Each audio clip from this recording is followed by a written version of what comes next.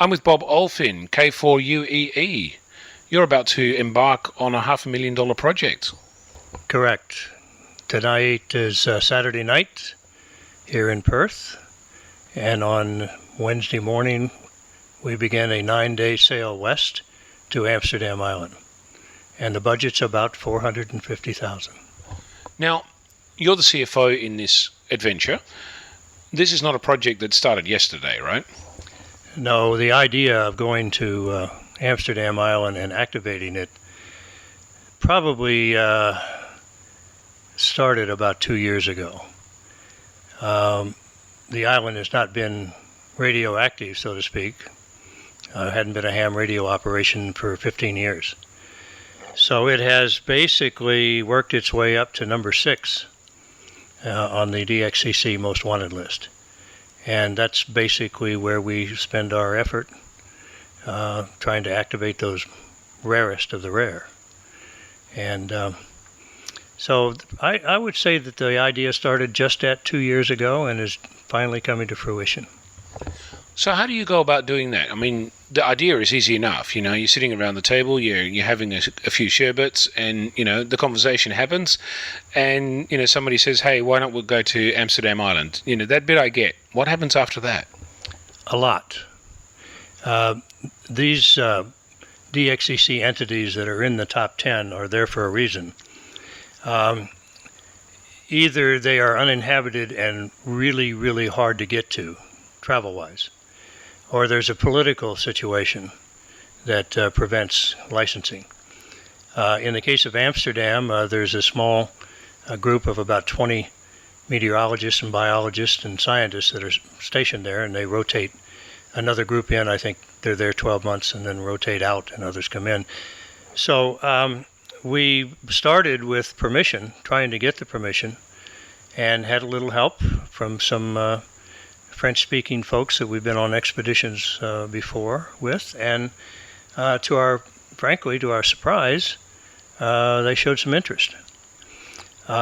Once you get then the permission, which is, again, usually the big hurdle, then the real work begins, and that's putting together transportation, finding operators that can afford a pretty good-sized personal contribution to the kitty. Can take 6 weeks or 7 weeks off from work or away from home. And thirdly, are good enough operators to operate 3-hour shifts for 2 weeks. And then I guess the last part of all of that has to do with the equipment and antennas and radios and amplifiers and all of the other things that are required to put 8 stations on the air. The one thing that makes this different and a little bit easier is that we are going to have access to some of the structures, the buildings on Amsterdam. And so we don't have to bring our own tents, and we don't have to bring our own food. We'll be taking our meals with the French folks on the island. And we'll also be doing what we call KP duty, kitchen patrol duty. So they'll be working us into their routines. That's the trade-off for not having to worry about bringing our infrastructure with us. So from a funding perspective, you start off with a kick funds that, each individual member contributes, but that doesn't get you anywhere near the total budget. So what happens after that? Well, the rule of thumb that I use is that the operators should be responsible for contributing. The operators in total should contribute about half of the total budget. And that's pretty much the way this one is going to work. The other half has got to come from the DX community. And basically there's 3 sources: DX foundations, such as the Northern California DX Foundation, INDEXA, the International DX Association, German DX, and other foundations who primarily use their funds to support difficult and expensive expeditions. The second source of funds comes from the DX clubs themselves, the local clubs.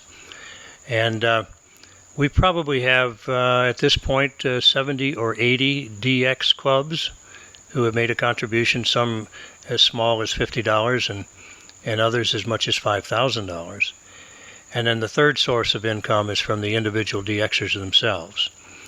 And the truth of the matter is, when it's all said and done, the majority of the money comes from individual DXers who are donating anywhere from 5 to, I guess the largest donation we've gotten from an individual is about $4,000, which is amazing. They must be very keen to work you. Well, I would say that if you were to survey all those people and ask them why they made a contribution, it was that they needed a contact. But we do get support from people who say, I don't need you. I don't need to make a QSO on any bands. But I just want to support the hobby overall. I want to support the sport of DXing overall. And they believe that the team that we've assembled is going to make that happen. When were you first licensed? 1958. So this is my 55th year as an amateur radio operator. Who was responsible for making that happen? Well, going back to the very beginning, when I first got interested in what I call the magic of radio. By the way, it's still magic, even these 55 years later. I was a Boy Scout, and one of the merit badges that I wanted to work on was the radio merit badge. And it just so happened that the Scoutmaster was a ham. So I just remember building a crystal set,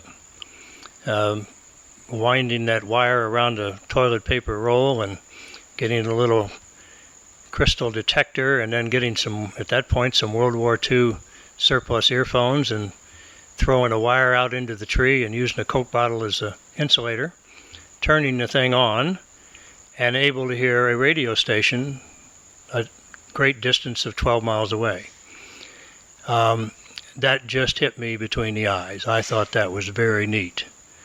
And I was hooked. It took me a while to learn the code and to get licensed. I was licensed at 14, but the genesis of all this was at about 9 years old, something like that. And a lot of people in my age group got their start because of Boy Scouts and the introduction that they got to radio and the radio merit badge. What's your most memorable contact in the years that you've held a license? I would say from my home QTH, it would be on top band.